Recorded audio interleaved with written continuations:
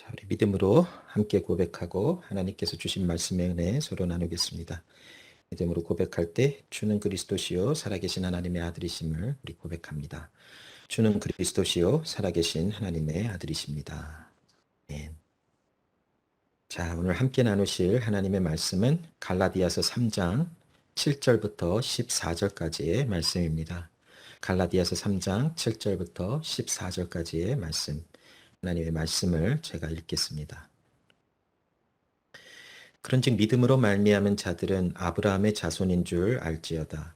또 하나님이 이방을 믿음으로 말미암아 의로 정하실 것을 성경이 미리 알고 먼저 아브라함에게 복음을 전하되 모든 이방인이 너로 말미암아 복을 받으리라 하였느니라. 그러므로 믿음으로 말미암은 자는 믿음이 있는 아브라함과 함께 복을 받느니라. 무릇 율법 행위에 속한 자들은 저주 아래에 있나니 기록된 바 누구든지 율법책에 기록된 대로 모든 일을 항상 행하지 아니하는 자는 저주 아래 있는 자라 하였습니다. 또 하나님 앞에서 아무도 율법으로 말미암아 의롭게 되지 못할 것이 분명하니 이는 의인은 믿음으로 살리라 하였습니다. 율법은 믿음에서 난 것이 아니니 율법을 행하는 자는 그 가운데서 살리라 하였느니라. 그리스도께서 우리를 위하여 저주를 받은 바 되사 율법의 저주에서 우리를 속량하셨으니 기록된 바 나무에 달린 자마다 저주 아래에 있는 자라 하였습니다. 이는 그리스도 예수 안에서 아브라함의 복이 이방인에게 미치게 하고 또 우리로 하여금 믿음으로 말미암아 성령의 약속을 받게 하려 함이라. 아멘. 자, 오늘과 다음 주에 우리가 하나님의 언약에 관한 말씀을 좀 나눠보려고 합니다. 우리가 믿음으로 살아가면서 하나님의 언약이라고 하는 것을 한번 생각을 해볼 때에 때로는 하나님의 언약이 굉장히 막연하게 우리에게 다가오거나 아니면 또한 이해되어 있기도 하고 또 하나님의 언약 안에서 주시는 이 은혜를 때로는 우리가 잘 이렇게 이해하지 못하고 또 우리 마음속에 이렇게 좀 정리되지 못함을 통해서 우리의 정체성이 때로는 흔들리는 경우들도 가끔 있는 것을 봅니다. 특별히 이러한 팬데믹의 기간을 지나면서 사회적인 어떤 구조나 또 사람들하고의 관계 또 살아가는 모든 삶의 방식도 많이 변했지만 또 그 가운데 함께 또 많은 큰 변화가 있는 것이 또한 교회에서 함께 믿음 생활하는 그런 공동체의 모습일 줄로 압니다.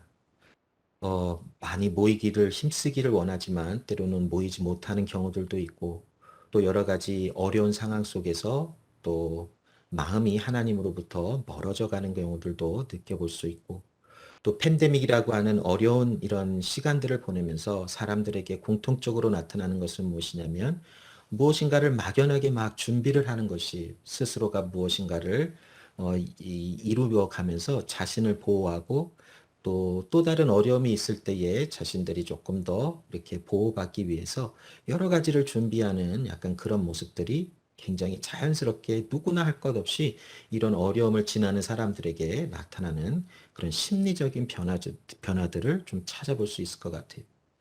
이러한 상황 가운데서 우리가 때로는 하나님의 자녀라라고 하는 또 하나님의 의로움을 받은 자라고 하는 어떤 그런 큰 은혜가 그렇게 감격스럽지 않는 그런 삶을 그냥 그대로 살아가는 경우들이 참 많은 것 같아요. 하나님의 말씀이 더 이상 감격과 감사와 어떤 마음의 기쁨과 즐거움을 주는 하나님의 말씀으로 다가오지 않고 그냥 너무나 일반적이고 그냥 너무나 이렇게 평범한 어떤 그런 반복되게 나누는 어떤 그런 말씀들로 그냥 이렇게 다가오기도 하고 또 하나님을 향한 어떤 뜨거운 마음과 또 하나님의 자녀로서의 어떤 그런 깨어서 하나님의 말씀으로 막 살아가려고 하는 어떤 그런 그 액티브한 어떤 그런 삶이 많이 줄어든 것 같은 그런 모습들이 지금 우리의 삶 속에서 되게 많이 발견이 돼요. 자, 그러다 보면 우리 사람들에게 또 특별히 그리스도 예수를 믿는 하나님의 사람들의 마음속에 자연스럽게 나타나는 것은 결국 어디까지 가냐면 하나님이 나를 안 사랑하실 수도 있고 아니면 나는 하나님으로부터 버림을 받을 수도 있겠다라고 하는 생각까지 발전해 나가는 어떤 그런 생각의 흐름이 있더라고요. 그래서 거기에서 이제 조금 이제 어떤 계기를 통해서 하나님께 가까이 나아가야겠다라고 생각을 하면서 하나님께 그러면 하나님이 기뻐하시는 일, 뭐 예배를 잘 드린다, 아니면 성경을 열심히 읽어본다, 아니면 뭔가를 해본다, 어떤 교회에서 하는 그 어떤 활동들을 좀 참석해본다. 그래서 몸부림을 쳐보면서 내가 하나님께 더욱더 가까이 가고 싶다라고 하는 그것으로 나는 하나님께 다시 버림을 받지 않겠다라고 하는 생각들이 굉장히 일반적으로 드는 생각이라고 이렇게 통계적으로 나오고 있어요. 자, 그런데 오늘 우리가 하나님의 언약 관계라고 하는 그 말씀의 어떤 제목과 주제를 한번 생각해 보면서 과연 하나님께서 우리를 어떤 사람으로 불러주셨는가? 하나님의 언약 안에 있다라는 것은 과연 우리에게 어떤 메시지를 주는 것이고, 진정한 하나님과의 언약 관계는 어떤 그런 엄청난 은혜가 그곳에 있는 것인가에 대한 말씀을 한번 나눠보려고 해요. 오늘 이 말씀을 나누면서 하나님께서 우리를 언약 관계로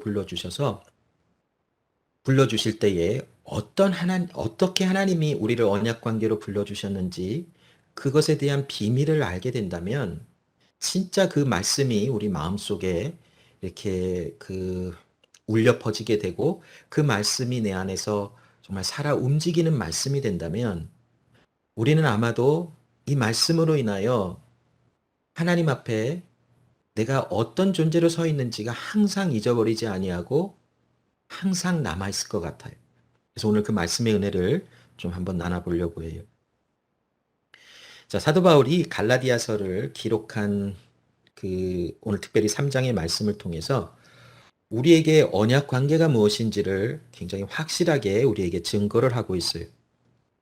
그런데 이 갈라디아서에 기록된 배경과 또 갈라디아서가 왜 기록이 되어졌는지 그 목적과 방향성을 좀 알면 이 말씀을 조금 더 이해하는 데 도움이 될 것 같은데, 사도 바울이 1차 선교행을 지났을 때에 이 갈라디아라고 하는 어떤 그 지역, 굉장히 큰 지역이지요. 그 지역에 이렇게 복음을 전했어요. 안디옥이라고 하는 그 소아시아에 있는 안디옥, 뭐 루스드게라고 하는 어떤 그런 지역들이 이 갈라디아 지방이라고 하는 어떤 큰 어떤 범위에서 갈라디아 지역에 속하였던 어떤 그런 지역이었었어요.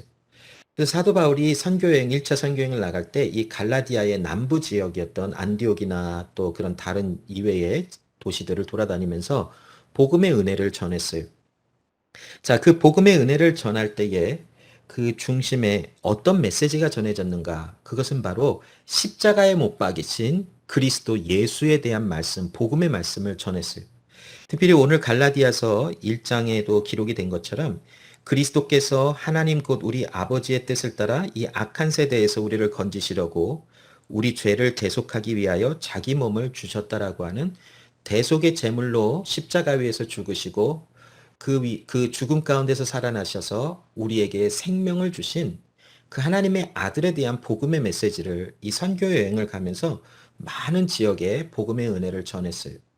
자, 그리고 이제는 이 소아시아를 지나서 다시 이제 그 안디옥이라고 하는 그 시리아 쪽에 가까운 그 안디옥이라고 하는 곳으로 돌아와서 이제 그 2차 선교행을 다시 나갈 때에 예루살렘 공회를 참석을 해서 이방인들에게 퍼져가는 그 복음의 은혜를 이렇게 나누며 그들에게 어떤 복음을 어떻게 전해야 되는 것인지를 이렇게 회의하는 그런 시간들을 보내고 2차 선교행을 나가죠.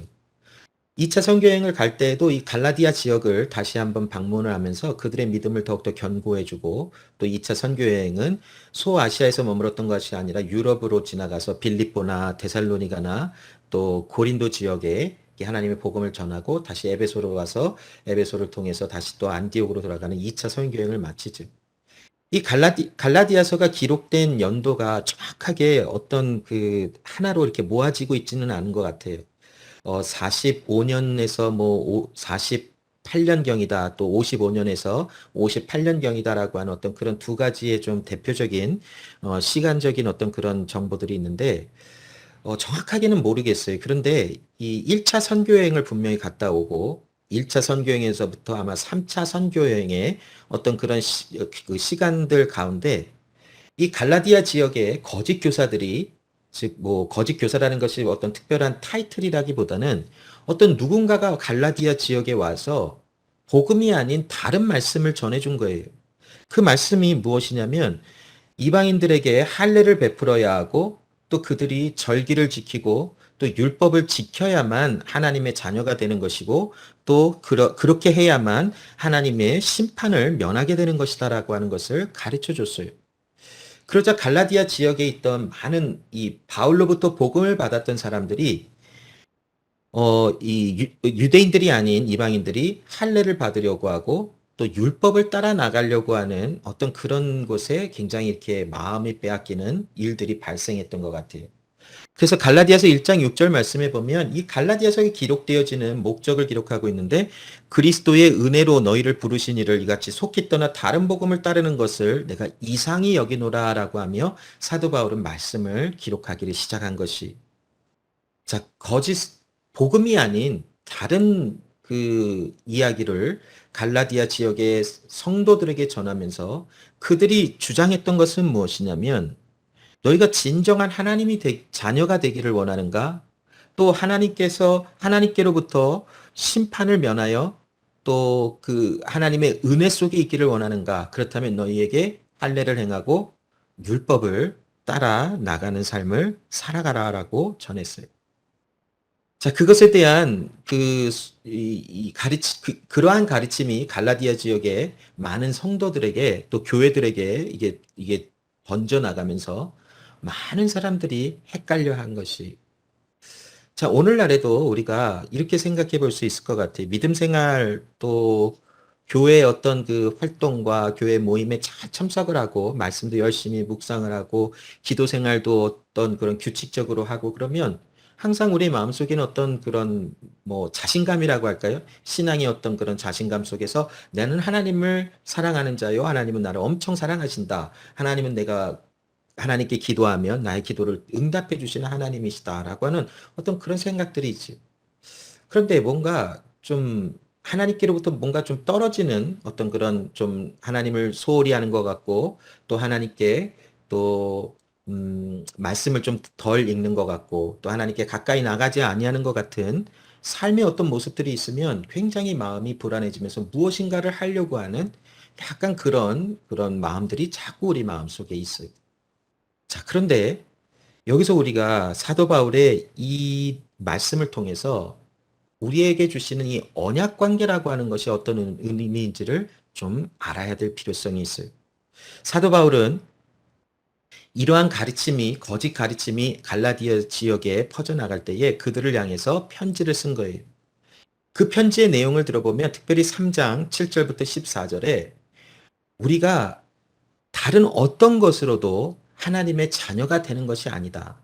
다른 그 어떤 것으로도 율법의 저주에서 벗어나는 것이 아니라 우리가 오직 하나님의 자녀가 되는 것은 오직 믿음으로 하나님의 자녀가 되는 것이다라고 하는 것을 갈라디아 지역의 성도들에게 다시 한번 확증하며 그들의 믿음을 하게 해주기 위해서 이 편지를 썼어요.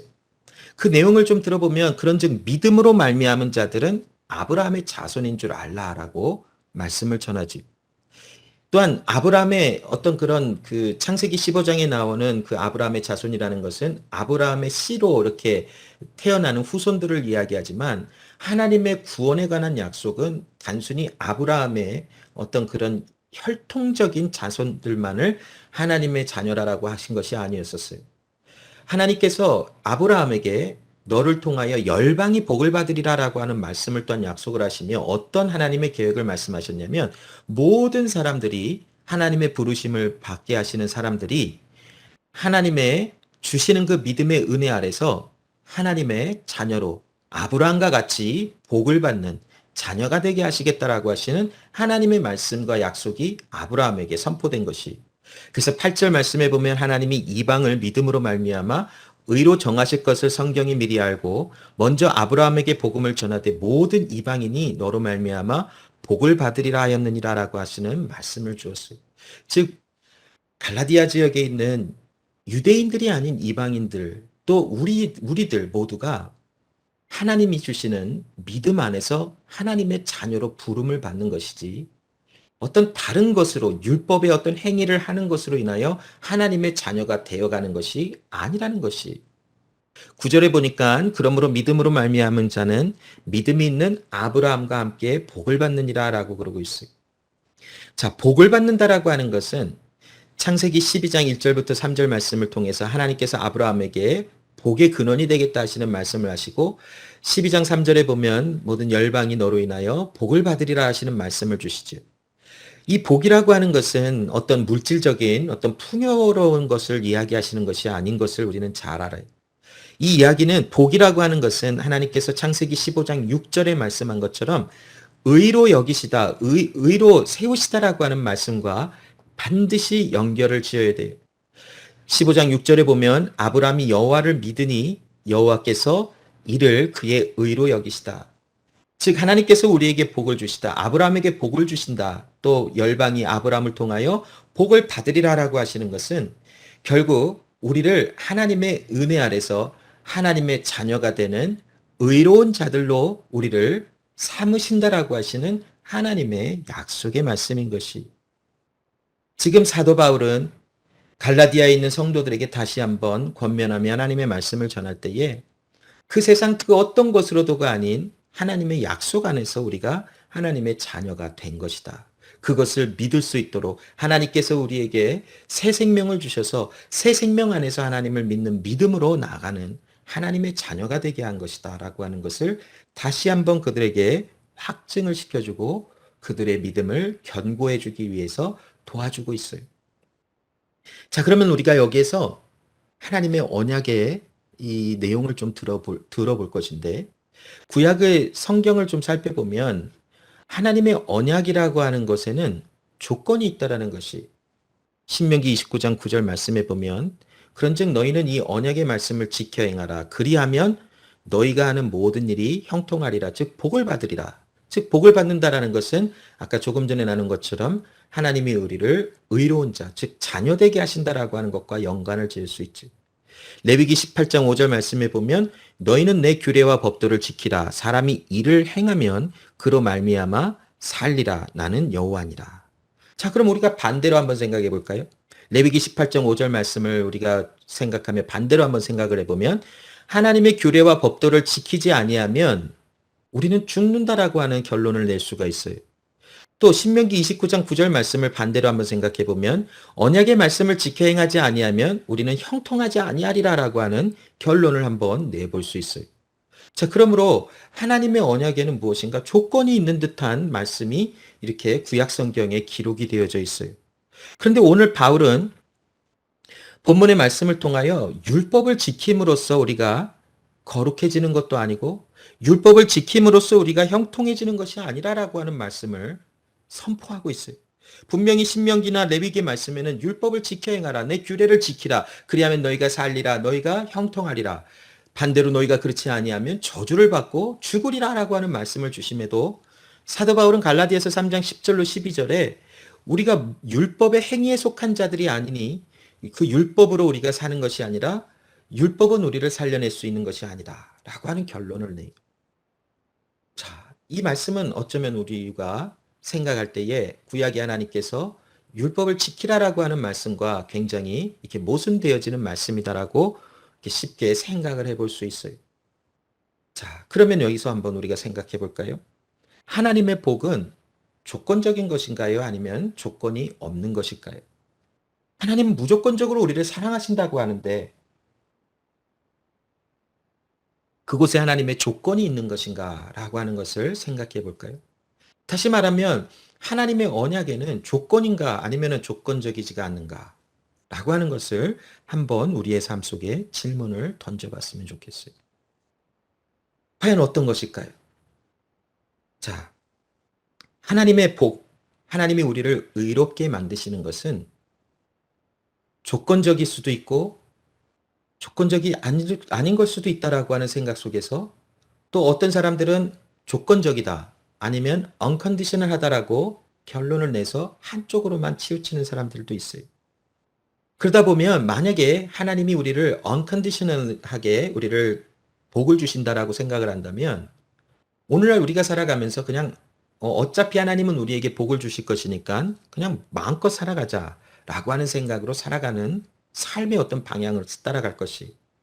또 만약에 우리가 하나님의 복을 컨디셔널 하다라고 생각을 한다면 굉장히 율법주의적인 어떤 생각 속에서 뭔가 무엇인가 하나라도 실수하지 않으려고 또 하나님 앞에 예배드리러 간다라는 것을 절대로 어기지 아니하려고 어, 내가 아파서 막 지금 병원에 가야 되는데 나는 교회 가서 예배를 드리러 가야 돼. 이 하나님의 말씀을 어길 수가 없어라고 하는 어떤 그런 생각으로 막 죽어도 교회 가서 죽을 거야라고 하는 어떤 그런 생각으로 막 교회를 가시는 분들도 있어요.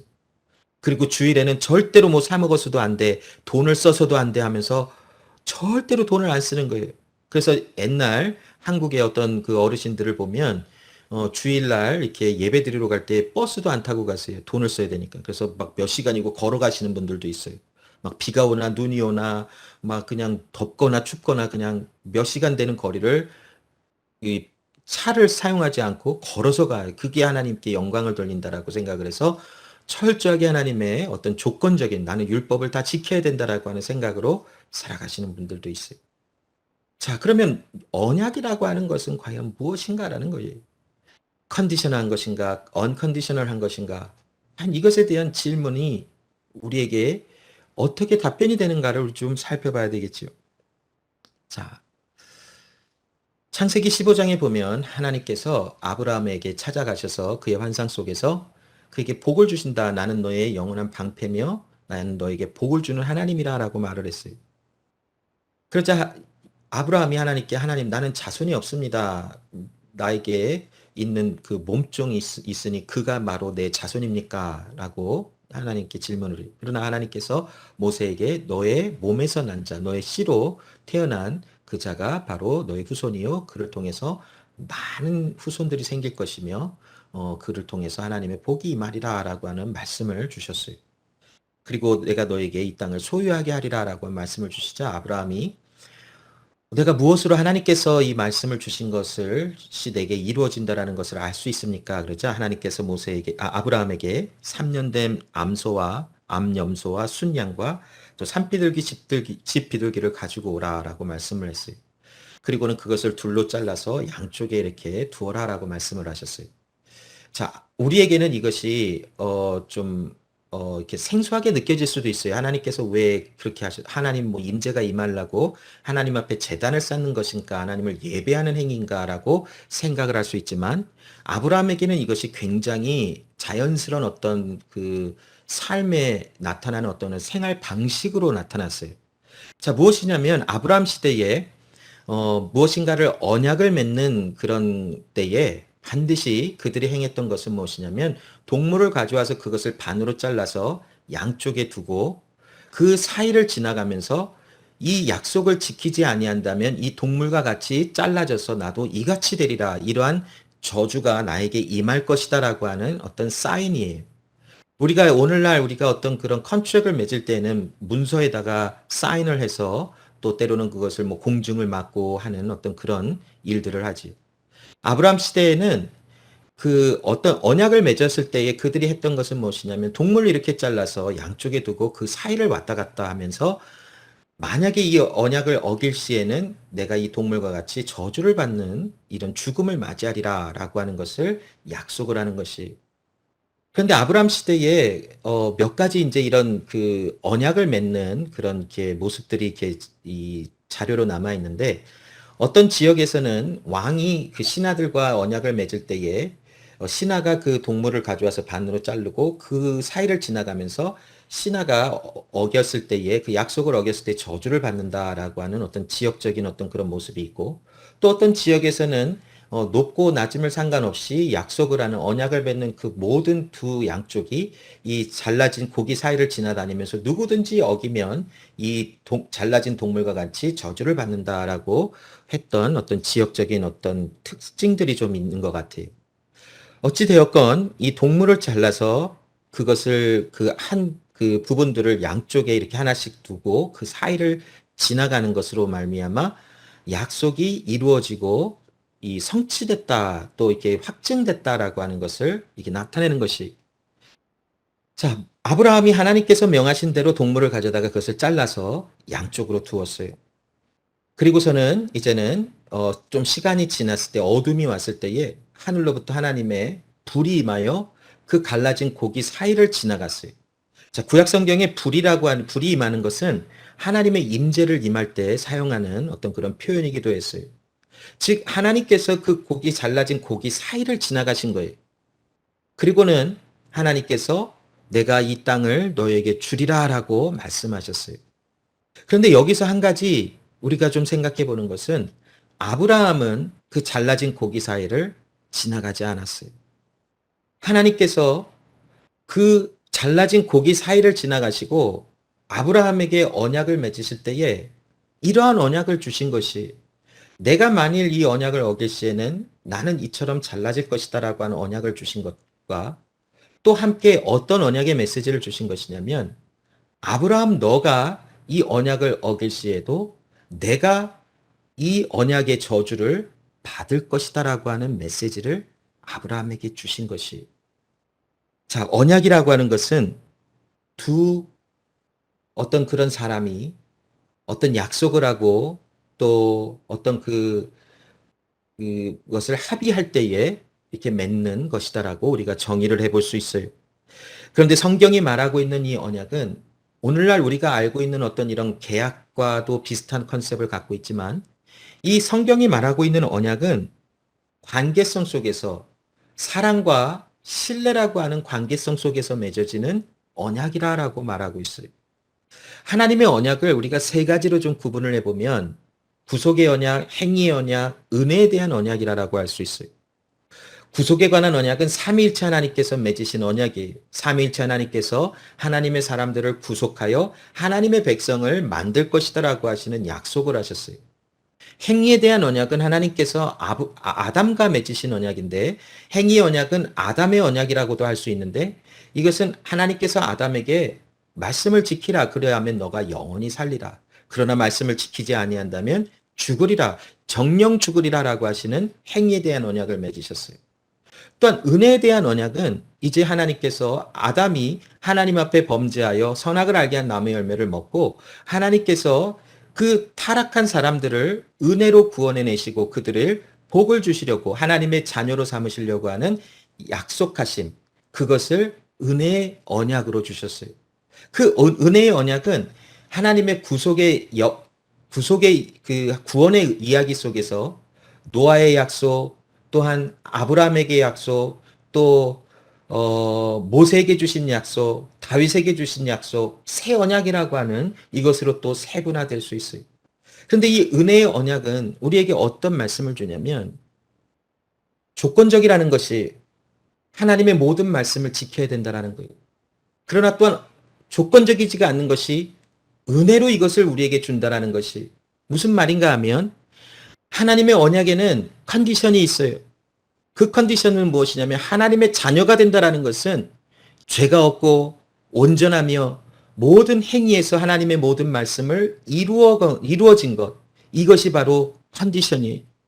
그래서 하나님께서 아브라함과 언약을 맺으실 때에 그곳에는 그냥 단순히 하나님께서 땅을 주리라라고 하는 말씀의 언약이 맺어진 것 같지만 그것은 바로 하나님께서 하나님의 자녀들을 의롭게 하신다, 자녀 만드셨다라는 것에 대한 하나님의 구속에 관한 역사가 그들에게 전달이 된 것이. 그래서 그들이 하나님께 자녀가 되는 조건은 하나님과 맺은 언약처럼, 맺은 언약 가운데 주신 것처럼 모든 하나님의 말씀을 지켜야만 한다라는 것이. 그래서 아까 우리 신명기나 레위기 말씀에 하나님의 언약을 지키면 살고 형통하지만 지키지 아니하면 멸망하고 죽으리라. 형통하지 아니하리라 하시는 조건이 하나님과 사람의 세운 언약의 조건으로 있어요. 만약에 하나님의 커버넌트에 컨디션이 없다면 이것은 그냥 너무나 가볍게 여겨지는 것이고요. 언약을 지켜도 되고 안 지켜도 되고 안 지켰을 때 그냥 괜찮아 그냥 내가 너를 용서해 줄게 라고 끝나버리는 어떤 너무나 무게가 없는 그런 언약으로 나타날 것이. 그러나 하나님께서 우리에게 주신 이 언약에는 무게가 있어요. 지키지 아니하면 그것에 대한 대가가 따라요.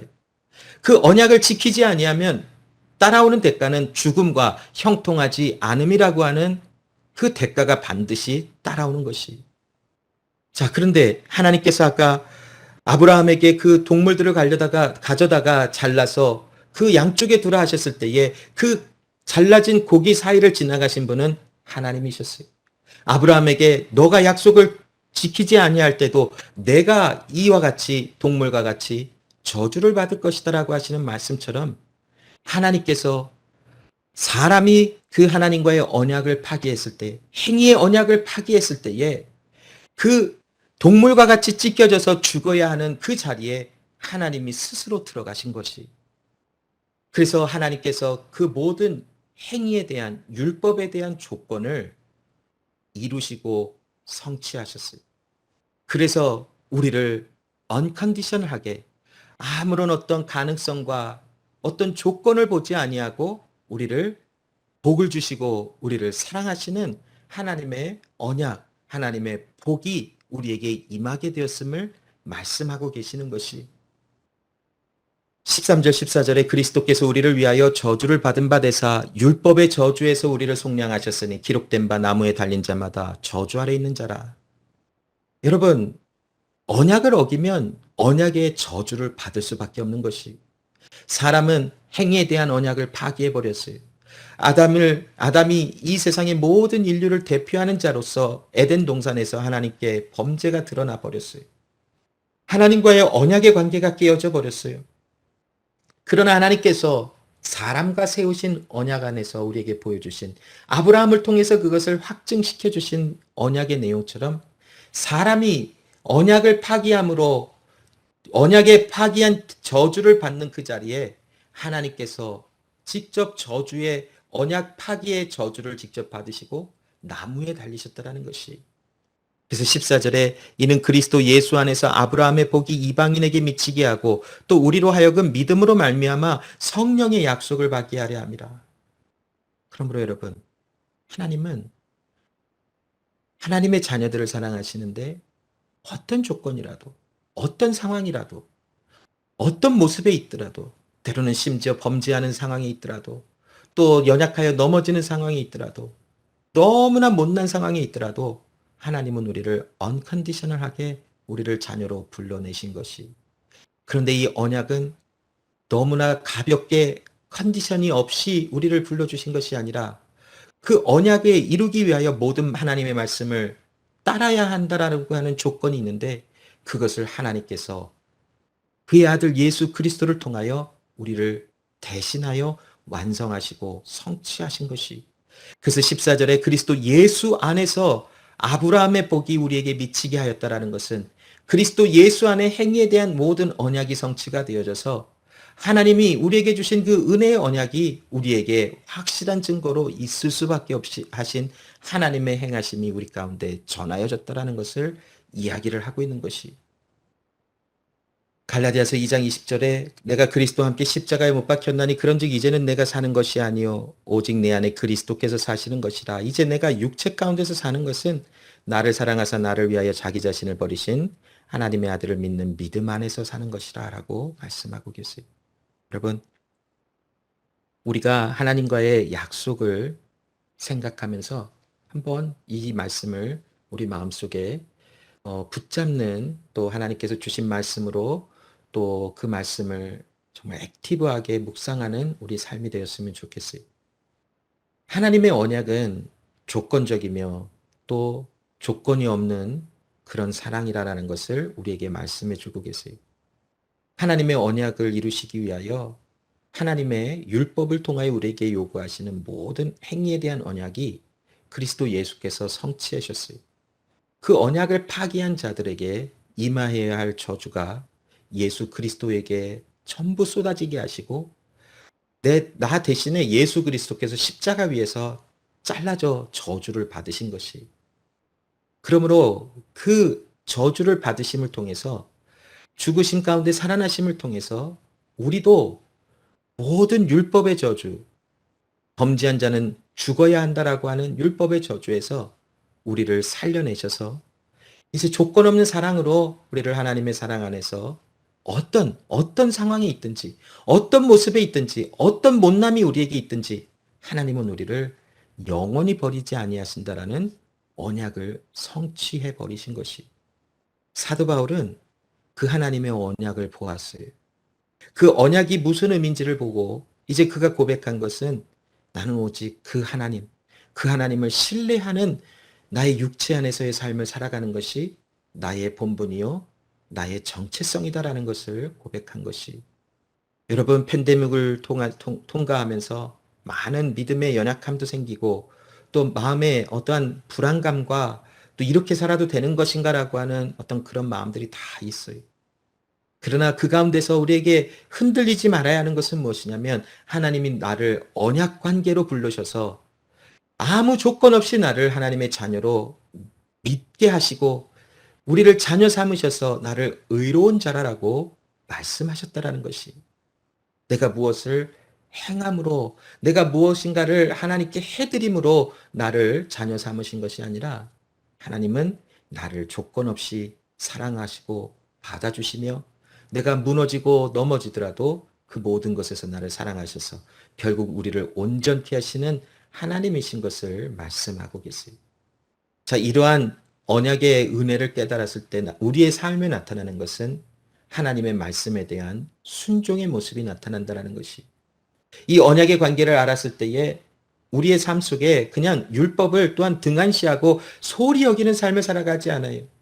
즉 무슨 말이냐면 죄에 대해서는 아주 액티브하게 그 죄를 멀리하려고 몸부림을 치는 그런 삶의 열매들이 우리 삶 속에 자연스럽게 나타날 수밖에 없는 그러한 정체성이 우리의 삶에 있을 수밖에 없다라는 것이, 이것이 바로 언약 관계로 우리를 불러내신 하나님의 은혜라라고 우리에게 설명해 주시고 계세요.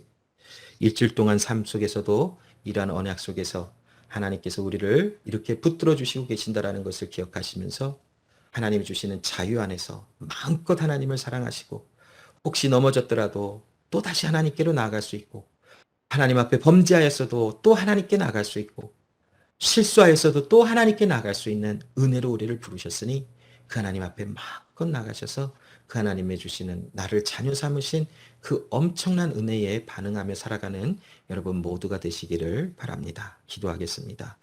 사랑의 하나님 감사합니다. 오늘도 우리에게 하나님의 언약 관계 속에서 나타나는 은혜를 알게 해주시고 또 은혜 아래서 또 하나님의 사람들로서 어떻게 살아가는지를 알게 해주신 것을 감사를 드립니다. 우리의 모든 살아가는 동안 우리가 하나님의 자녀임을 기억하게 하시고 우리를 자녀 삼으시기 위하여 하나님의 그 언약의 조건을 성취하심에 이루신 하나님이신 것을 기억하게 하시고 우리를 조건 없이 사랑하시며 은혜 주신 것에 대한 감사의 삶이 우리의 삶 속에 늘 있도록 도와주시옵소서. 우리는 하나님의 사람입니다. 우리는 하나님의 자녀입니다. 그러므로 우리가 그 하나님의 말씀 안에서 자유하며 늘 하나님께 가까이 나갈 수 있는 우리 모두가 되게 하여 주시옵소서.